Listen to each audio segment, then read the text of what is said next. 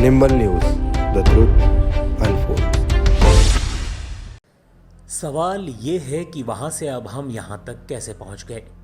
ये प्रश्न उठा रहे हैं अनुभवी भारतीय राजनयिक राजीव डोगरा, जिन्होंने भारत की विदेश नीति पर कई किताबें लिखी हैं और कई देशों में भारत के राजदूत रह चुके हैं।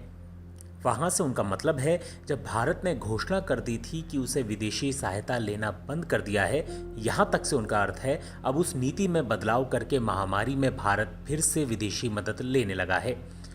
वो आगे कहते हैं, हम साल 2000 में ये सोचने लगे थे कि क्या हमें विदेशी सहायता लेनी चाहिए। हमारी जो बैठकें होती थी उनमें ये विचार होता था कि जब हम विश्व को बचा सकते हैं तो हम हाथ क्यों फैला रहे हैं। इटली और रोमानिया में भारत के राजदूत रह चुके राजीव डोगरा कहते हैं कि 2004 में आई सुनामी के समय देश ने बाहर से सहायता लेने के बजाय कई देशों की सहायता की थी। डोगरा कहते हैं 2004 में जो सुनामी आई उसने कई देशों में तबाही मचाई। हमारे यहाँ भी अंडमान निकोबार और तमिलनाडु में तबाही मची। फिर भी सरकार ने कहा कि हम एक ऐसी मंजिल पर पहुंच गए हैं जिसमें हमारा एक इम्तिहान जरूर है, पर हम इसे पास कर लेंगे। हम किसी से मांगने नहीं जाएंगे, बल्कि हम देंगे। भारत ने दक्षिण पूर्वी देशों को तकनीकी सहायता दी, जहाज भेजे, सुनामी की तबाही से निपटने के लिए और कई तरह की मदद दी और अन्य देशों के लिए अर्ली वार्निंग सिस्टम भी बनाया। विदेश से मदद लेने पर लोगों की मायूसी की एक झलक विदेश मंत्री डॉक्टर एस जयशंकर के 8 मई के ट्वीट पर दर्ज प्रतिक्रियाओं में देखने को मिली।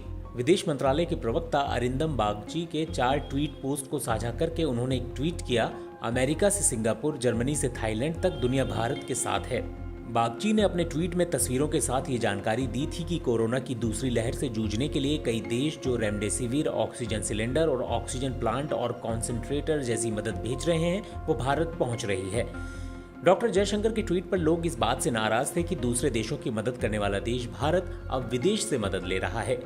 दीक्षा नितिन राउत नाम की एक महिला ने विदेश मंत्री के ट्वीट के जवाब में ट्वीट किया, अमेरिका से सिंगापुर, जर्मनी से थाईलैंड हमारी मदद कर रहा है क्योंकि हम अपने नागरिकों के लिए पर्याप्त सुविधाएं उपलब्ध कराने में सक्षम नहीं हैं।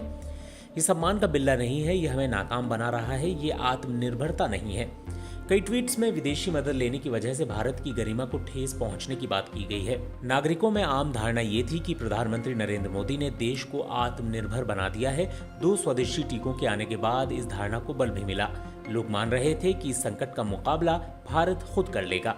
प्रधानमंत्री ने वैक्सीन मैत्री योजना के बारे में देश को गर्व से बताया कि भारत अब पहले जैसा भारत नहीं है, बल्कि एक अंतर्राष्ट्रीय ताकत है। लेकिन महामारी के संकट से निपटने के लिए विदेश से ली गई सहायता ने उनके राष्ट्रीय गौरव को चोट पहुंचाई है। जनवरी में पीएम मोदी ने विश्व आर्थिक मंच की दावोस सभा में दुनिया को संबोधित करते हुए बुलंद आवाज में कहा था कि भारत ने कोरोना महामारी पर काबू पा लिया है और इस तरह से विश्व को एक बड़े संकट से बचा लिया है। उन्होंने ये भी दावा किया था कि उनकी सरकार ने महामारी से निपटने के लिए एक मजबूत स्वास्थ्य प्रणाली बना ली है। दुनिया ने उनकी बातों पर यकीन कर लिया।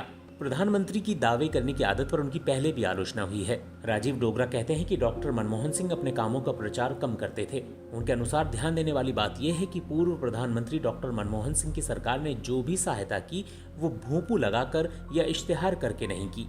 इसके बावजूद सुनामी के समय विदेश में ये बात फैल गई कि भारत ने कितना अच्छा कदम उठाया है। अब विदेशी मीडिया दिखा रहा है कि किस तरह कोरोना महामारी की घातक दूसरी लहर भारत में कहर ढा रही है, जिससे इसकी नाजुक स्वास्थ्य प्रणाली नष्ट होने के कगार पर है। शमशान घाटों में जगह कम पड़ने पर चिताएं मैदान में जलाई जा रही हैं। मरीज ऑक्सीजन के लिए तड़प रहे हैं। आईसीयू बेड और कई चिकित्सा सहायता के अभाव में मर रहे हैं और शव नदियों में बह रहे हैं। वो ये भी बता रहे हैं कि मोदी सरकार इस संकट से निपटने में पूरी तरह से नाकाम है।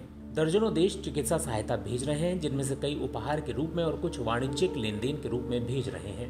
विश्व भर में प्रसिद्ध चिकित्सा पत्रिका लांसेट ने हाल में अपने संपादकीय में प्रधानमंत्री मोदी की कड़ी आलोचना की है। पत्रिका का कहना था कि मोदी सरकार संकट को रोकने पर ध्यान देने के बजाय अपने खिलाफ आलोचना और खुली बहस को दबाने में अधिक समय लगा रही है, जो अक्षम्य है। मोदी प्रशासन ने विदेशी सहायता को सही ठहराने की कोशिश की है। देश के शीर्ष राजनयिक हर्षवर्धन श्रृंगला ने विदेशी सहायता पर कहा, हमने सहायता दी है और हमें मदद मिल रही है। उन्होंने इस बात पर जोर दिया कि ये भारत की अंतर्राष्ट्रीय साख का संकेत है कि देश में कितनी विदेशी सहायता आ रही है। राजीव डोगरा के मुताबिक हकीकत यह है कि आज की टेक्नोलॉजी के दौर में चीजें अधिक समय तक छिपी नहीं रह सकती। वो कहते हैं कि अगर आपकी नदियों में शव बह रहे हैं ड्रोन हवा में उड़ते हुए उनकी तस्वीर ले लेते हैं। अगर बड़ी संख्या में शव बह रहे हैं तो इंडिया की अच्छी छवि तो नहीं दिखाता है। अगर सामूहिक तौर पर चिताएं जल रही हैं तो वो भी देश की अच्छी तस्वीर पेश नहीं करता। अगर हालात खराब नहीं होती तो अस्पतालों पर इतना प्रेशर नहीं होता। इसी कारण दुनिया में भारत की छवि पर फर्क तो पड़ रहा है। विदेश में बसे भारतीय मूल के लोग प्रधानमंत्री मोदी के सबसे जबरदस्त समर्थकों में से माने जाते रहे हैं, लेकिन अब उस समुदाय में मोदी की क्षमता पर बहस शुरू हो गई है। 22 सितंबर 2019 को अमेरिका के शहर ह्यूस्टन के एक विशाल स्टेडियम में भारतीय मूल के हजारों लोगों ने नरेंद्र मोदी का जबरदस्त जोश के साथ स्वागत किया था। तब मोदी का कद आसमान को छू रहा था। उत्साह से भरे न्यूयॉर्क में बसे भारतीय मूल के योगेंद्र शर्मा भी हाउडी मोदी समारोह में अपनी गर्लफ्रेंड के साथ गए थे। शर्मा कहते हैं, उस समय हम सब मोदी के अंधे भक्त थे। हमारा परिवार नोएडा में रहता है, वो भी भारत में बैठे हमें ह्यूस्टन जाने के लिए जोश दिला रहे थे। लेकिन भारत में जो संकट आया है और मोदी के नेतृत्व वाली सरकार जिस तरह से कोरोना से मरने वालों को बचाने में विफल रही है और जिस तरह से हम अब हर देश के आगे मदद के लिए हाथ फैला रहे हैं, उससे मोदी और भारत दोनों का कद छोटा हुआ है। उनका कहना था कि भारत में केवल उसके परिवार और परिचित कोरोना से नहीं मरे हैं, बल्कि उनके जानने वाले कई दोस्तों के सगे संबंधी भी अपनी जान गंवा चुके हैं। यहाँ अब मोदी हीरो से जीरो हो चुके हैं।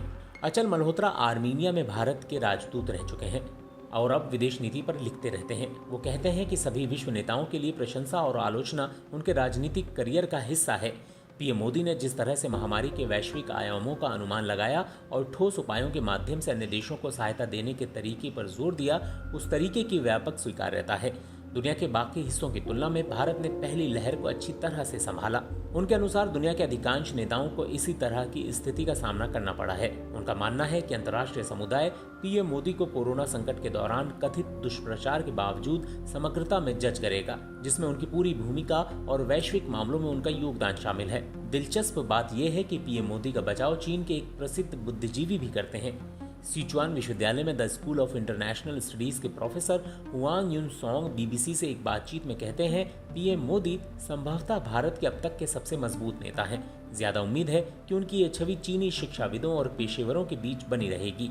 अंतर्राष्ट्रीय मामलों के विश्लेषकों के मुताबिक इस बात को जाने दें कि कैसे भारत ने 2004 में विदेशी मदद लेनी बंद कर दी थी और अब लेने लगा है। उनके अनुसार कुछ महीने पहले तक भी भारत उन बड़े देशों में शामिल था जो दूसरे जरूरतमंद देशों की सहायता कर रहा था। भारत ने पिछले साल महामारी से निपटने के लिए 100 से अधिक देशों को दवाएं भेजी और पड़ोसियों की सहायता के लिए आसान शर्तों पर कर्ज दिए। भारत उन फ्रंटलाइन देशों में शामिल था जो कोरोना टीके की वैश्विक मुहिम में शामिल था।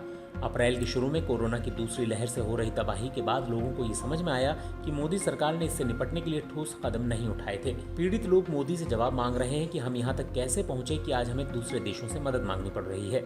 मोदी सरकार ने इस वैश्विक टीकाकरण की मुहिम के अंतर्गत जो मदद देनी शुरू की थी उसका नाम वैक्सीन मैत्री रखा था। भारत ने दर्जनों देशों को वैक्सीन सप्लाई भी की, लेकिन इस बात का ख्याल नहीं रखा गया कि देश के 135 करोड़ आबादी के लिए वैक्सीन काफी मात्रा में कैसे उपलब्ध हो सकेगा, जैसा कि दिल्ली के उप मुख्यमंत्री मनीष सिसोदिया ने अपने एक हाल के ट्वीट में कहा था। उन्होंने कहा था कि विदेशों में बेचने के लिए केंद्र के पास 6.5 करोड़ वैक्सीन थे और जब राज्य मांगे तो केवल 3.5 लाख। बीजेपी बताए कि अपने देश के लोगों को मरता छोड़कर विदेशों में वैक्सीन बेचने की आखिर क्या मजबूरी है। पूर्व राजदूत अचल मल्होत्रा कहते हैं कि वैक्सीन मैत्री की मुहिम को अभी के परिप्रेक्ष्य में देखना मुनासिब नहीं होगा। वो कहते हैं कि मेरा दृढ़ मत है कि अतीत में लिए गए किसी भी निर्णय को उस स्थिति की पृष्ठभूमि में देखा जाना चाहिए जो उस समय था। ये एक सही निर्णय था जब इसे घरेलू आवश्यकताओं के लिए और विदेशी खपत के लिए टीके की कैलिब्रेटेड सप्लाई के आकलन के आधार पर लिया गया था। हालांकि राजीव डोगरा के मुताबिक ये भी सच है कि दुनिया भर में वैक्सीन फैक्ट्री की भारत की छवि को भी क्षति पहुंची है। दूसरे देशों को वैक्सीन बेचने या भेंट करने वाला देश आज वैक्सीन दूसरों से मांग रहा है। दूसरे लहर के कहर से भारत और पीएम मोदी की छवि को कितना नुकसान हुआ है, इस पर लोगों की राय अलग अलग हो सकती है, लेकिन मोटे तौर पर यह जरूर है कि कोई ये नहीं कह रहा है कि मार्च 2020 से मार्च 2021 के बीच भारत ने वो सब किया जो उसको करना चाहिए था।